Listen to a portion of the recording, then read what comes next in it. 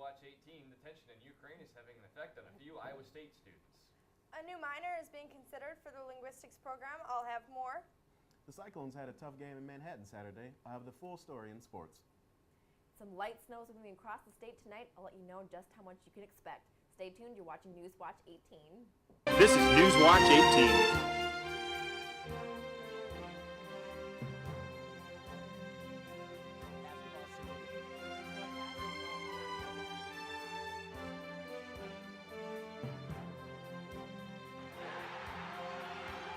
Newswatch 18 starts now. Good evening and welcome to the Tuesday edition of Newswatch 18. I'm Tyler Tweeten. And I'm Amanda Claphan. Thanks for joining us. Tensions between the Ukraine and Russia have prompted Iowa State to cancel a study abroad trip for agriculture students to study the Ukraine pork industry. After the United States State Department issued a travel warning in the Ukraine due to the escalating tensions, ISU now plans on looking for a different study abroad trip in Western Europe or Scandinavia to continue the study of the pork industry. Residents of Ames voted today on whether they will want to approve a $19 million renovation of the Cammon building and the construction of a new convention center. The university will pay $19 million and Ames property taxes would pay for the other half of the renovations, which would cost $38.8 million total. Some Ames citizens aren't quite sure such a large project would help the community.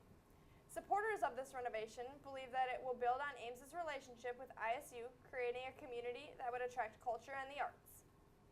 The 2014 Iowa State Government of the Student Body Presidential and Senate elections began today, and students are called upon to cast their vote. Voting takes place online, so you need not take much time out of your day to choose a candidate that's right for you. A list of candidates can be found by going through GSB's website. You can vote by going to vote.iastate.edu, but don't forget to do it soon because voting closes tomorrow at 11:59 p.m. If you want to be someone who fights back against cancer, Relay for Life is the event for you. This event takes place this Friday from 7 p.m. to Saturday at 7 a.m. in Lead Recreation Center and will include food and games along with walking or running. Members of the community raised money for the American Cancer Society that will help fund cancer research. Come walk or run and help raise awareness for cancer. New nutrition labels proposed by the Food and Drug Administration will make it easy for consumers to spot just how many calories are in a candy bar or that bag of chips. The changes require the calories per serving be prominently displayed in bold font. Ruth Litchfield, an associate professor and associate chair of food science and human nutrition at Iowa State University, thinks the new look will have an impact. According to Litchfield, changes in nutritional labels don't start being noticed overnight, and she says that it could take up to 2 to 5 years for consumers to note the changes in format on the labels. The linguistics program at Iowa State may be getting an addition that will help undergraduate students formally add an important aspect to their skill set. The Faculty Senate will vote on March 11th on adding a teaching English as a second language as a new minor. The minor already exists for graduate students, but Faculty Senate President Veronica Dark says many undergrads want to get the skills as well. The minor would be open to all students who want to be certified and would strengthen the current graduate program without adding a new faculty. An interesting event came to Iowa State in February. My co-anchor Amanda has more. The Vagina Monologues was an event held in the maintenance shop of Iowa State's Memorial Union. The show is really a chance for women to be empowered. For a lot of times, society makes men placed on a higher scale, and this show kind of gives us a chance to kind of rise and kind of put us in power for once. This event supports and brings awareness to women who were raped or abused by people around them. It's sometimes very graphic about how rape can be used as part of war and that effect it has. The Vagina Monologues are a set of monologues performed by women about the abuse, rape, and pain that women constantly face. Eve Ensler created these monologues in 1996 to raise awareness to this issue. It's for equality and for every woman to be respected for who she is and what she does. Okay. Through the monologues, women can identify with others and overcome times of adversity. With Maria Luzignoli, I'm Amanda Claphan, ISU TV. Last Friday, the ISU men's hockey team added a little extra to their first intermission during their last home game of the season. They rounded up some of the members of Ames Public Safety and played a broomball game to raise money for the Special Olympics. The policemen and firefighters played an 8-minute game that's mostly all fun, though there definitely is a friendly rivalry. This tradition started last year and continued to be a hit this year. Fans of the show Scandal on ABC will get their chance to hear the real-life stories that inspired it next week as Judy Smith's lecture has been rescheduled for Monday, March 10th. As a crisis manager and former White House deputy press secretary, Smith has worked for everyone from President Clinton to Michael Vick in her career that shaped the show about the so-called professional fixer. Her lecture, titled Leading in Crisis, Real Stories Behind Scandal, is part of the Women's Leadership Series. It'll be open 8 p.m. Monday and is free and open to the public. The effects of humans on the environment and its wildlife isn't always good, but some think we can use what we've learned to help sustainability in the future. Dr. Stanley Temple will be giving a lecture called Lessons from the Past for a Sustainable Future at Iowa State on Thursday about the ongoing extinction crisis and how humans interact with other species. Temple uses the passenger pigeon as an example to illustrate the extinction crisis. This lecture marks the 100th year since passenger pigeons became extinct. This lecture will be at 7 p.m. Thursday night in the Great Hall of the Memorial Union. Iowa State research teams have developed new software that will beef up security on the latest Android smartphones. Lead researcher and professor in electrical and computer engineering, Suraj Kathari, has been working with security software since the 1990s. He reports that his company, NSoft Corporation, has finished working on security software that will aid the United States Department of Defense on the battlefield by keeping information on military officers' smartphones safe and secure. And now we're joined by Travis at the desk. Travis, what do you have for us in sports? The Cyclones basketball teams face some tough opponents this weekend. I have more details after the break. Stay tuned. You're watching Newswatch 18. Team who will look to regain form after their 80-73 loss to the Kansas State Wildcats in Manhattan, Kansas.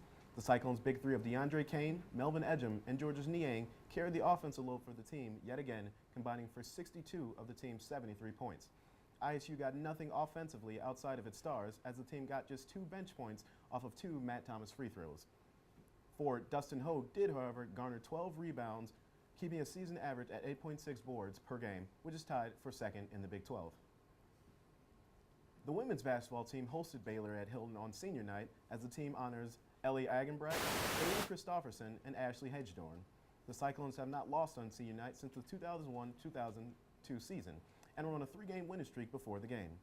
The Baylor team is tough, however, as they already beat Iowa State 89-51 in Waco, Texas. They're also the 9th-ranked team in the country and are led by the nation's leading scorer, Odyssey Sims, who is averaging a scorching 30 points per game.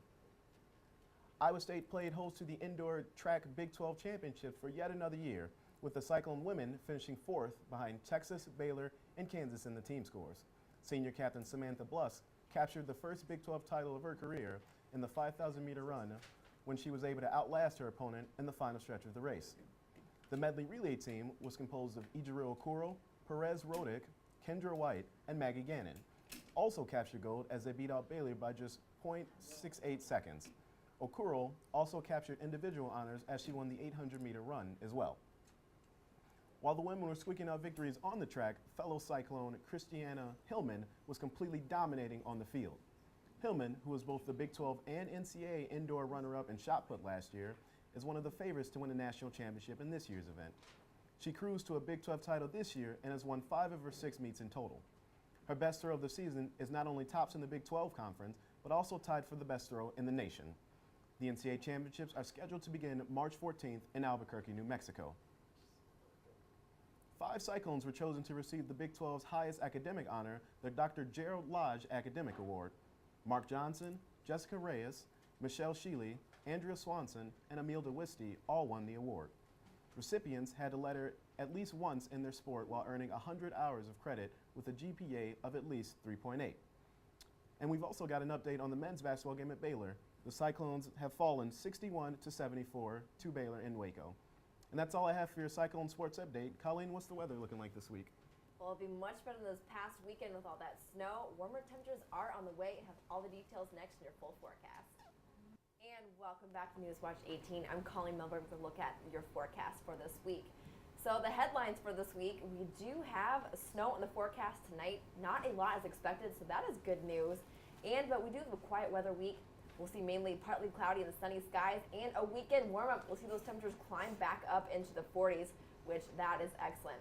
So temperatures across the state right now is still a little chilly, but definitely warmer than we have seen these past few days. Looking at 31 here in Des Moines, 23 in Algona, Move a little further to the north, we can see 20 here in Ames and 18 up in Fort Dodge. It's a little chilly, but we're glad we're not in those single digits like we were. Across much of the state, you can see where those blues are, the colder temperatures. 27 in Temwa, 31 in Des Moines, and a little warmer at 32 in Council Bluffs. The winds are out of the northeast, keeping things a little bit warmer for us, as those winds are light at 6 to 12 miles per hour. A little gustier up towards the north, as that is where they are experiencing snow currently, which you can see moving across the radar right now. Mason City all the way to Waterloo could see accumulations up to a few inches overnight tonight. Nothing heavy is expected in the central to southwestern portion of the state. You can see where those brown outlines are. That is where there is a winter weather advisory, and that is for those northern counties, where they may see winds blowing around that snow, causing some hazardous travel around the roadways tonight.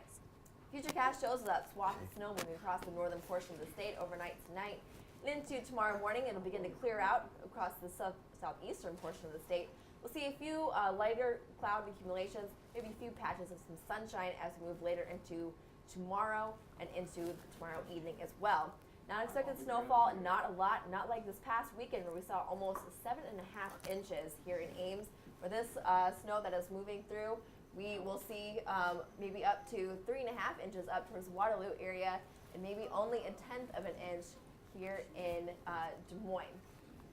Now, as we look at overnight lows for tonight, we'll see teens, not single digits, or temperatures below freezing.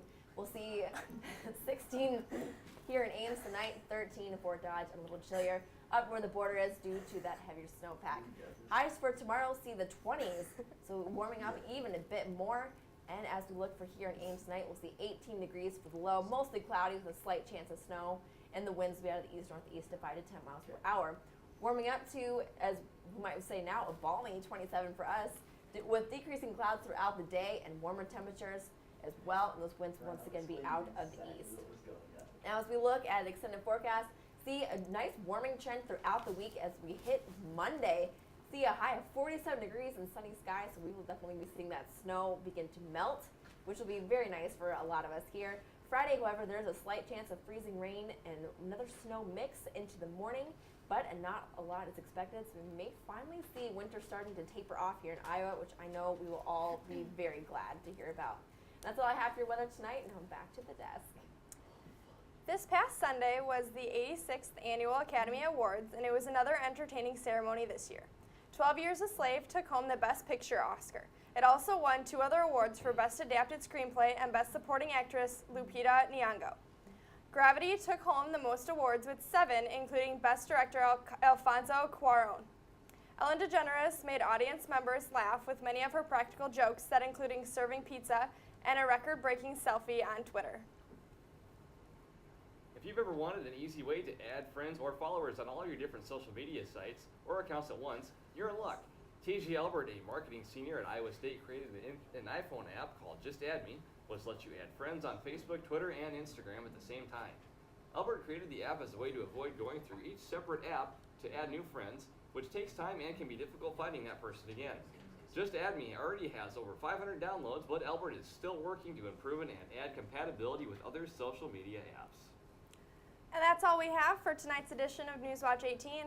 Be sure to join us on Thursday for more Cyclone news, weather, and sports. Have a great week, Ames.